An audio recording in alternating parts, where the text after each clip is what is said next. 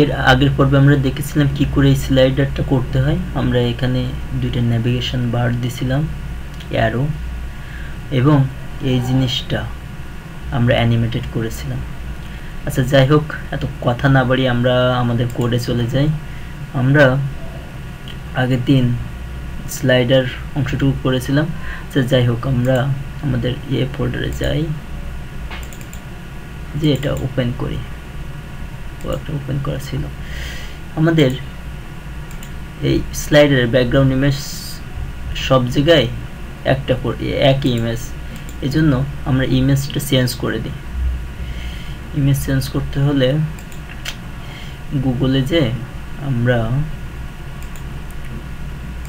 একটা ইমেজের নাম লিখি, ওয়ালপেপার।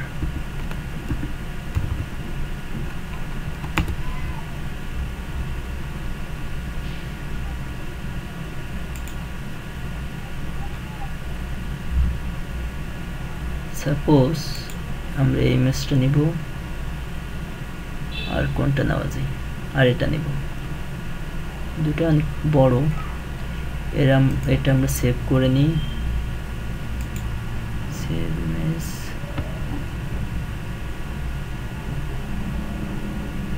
কোথায় ডেস্কটপ, এখানে ইমেজের মধ্যে একটা স্লাইডার আছে, এটা আমরা 2 দিই, 2,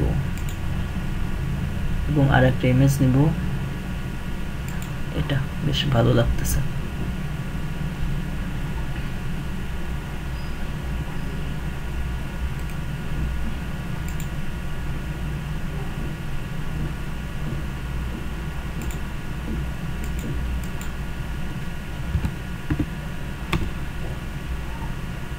স্লাইডার 3। এখন আমরা আমাদের যে স্লাইডার যে পার্টগুলো ছিল, আমরা এখানে 1 দিয়েছিলাম, এখানে 2 করে দিই, আর এখানে 3। আচ্ছা, এখন আমরা সিএসএস এ যাব। আমাদের সিএসএস এ এই যে স্লাইড 1 যেটা ছিল, এটা আমরা কাট করে নিয়ে এগুলি একেবারে উপরের দিকে দিই। এখানে আমরা দিলাম একটা, আচ্ছা আমরা আরো 2টা,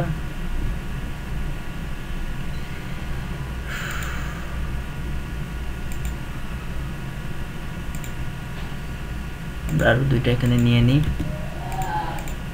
এবং আমরা ক্লাসের নাম চেঞ্জ করে 2 এবং 3 করে দিয়েছি। এই জন্য আমরা 2 এবং 3 করে দিলাম। এবং ইমেজ যেগুলো আমরা নিলাম, প্রথমটা স্লাইডার 1, স্লাইডার 2 এবং স্লাইডার 3, এই নামে আমরা ইমেজগুলো একটু সেভ করে নিলাম।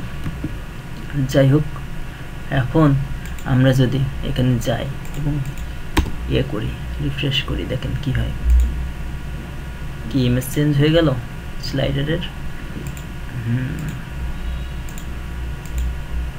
যাই হোক, এখন আমরা কি করব দেখেন, এই ইমেজ এর ভিতরে যে লেখাটা, এটা কিন্তু ক্লিয়ার, এই যে এর আগেরটা, কারণ আমরা এর পিছনে এই ইমেজের উপরে একটা অপাসিটি দিয়েছিলাম, এই জন্য এগুলো একেবারে স্পষ্ট বোঝা যাইতেছে সাদা কালার হওয়া সত্ত্বেও। যাই হোক, আমরা আর একটা জিনিস করব, এই যে লার্ন মোর ওভার করলে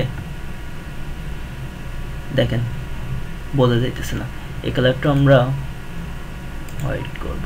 এই জন্য ইন্সপেক্ট এলিমেন্টে গেলাম, যাওয়ার পর আমরা একটা কাজ করি, আমরা আমাদের এটাকে করে দিই, main.js এ অটো প্লে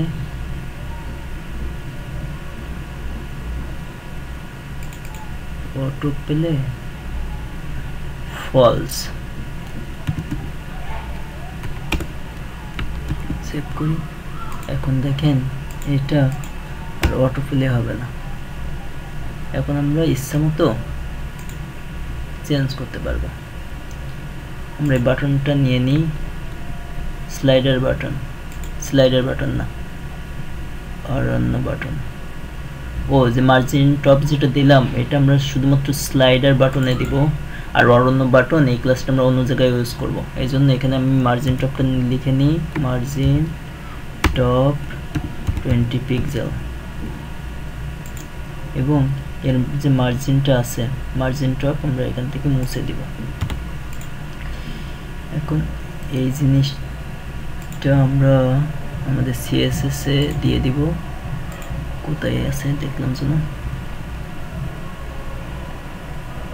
বাটন, আমরা এই মার্জিন টপটা এখান থেকে মুছে দিলাম, আর স্লাইডার বাটনে মার্জিন টপটা দিয়ে দিলাম। যাই হোক, এখন আমাদের এই যে কালারটা চেঞ্জ হয়ে যাইতেছে, এটা আমরা স্লাইডার বাটনে কালার দিব।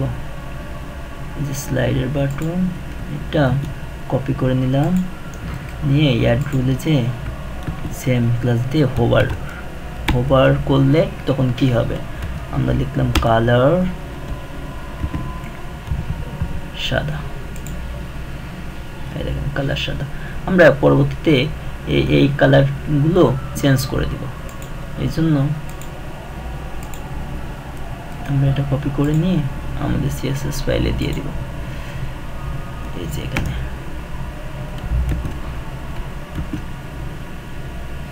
পরবর্তীতে আমরা ওখানে হোভার ইফেক্টও দিব। যাই হোক, আজকে এই সেকশনটা নিয়ে ঘাটাঘাটি করব না। বাটনটাতে শুধু মার্জিন টপ এবং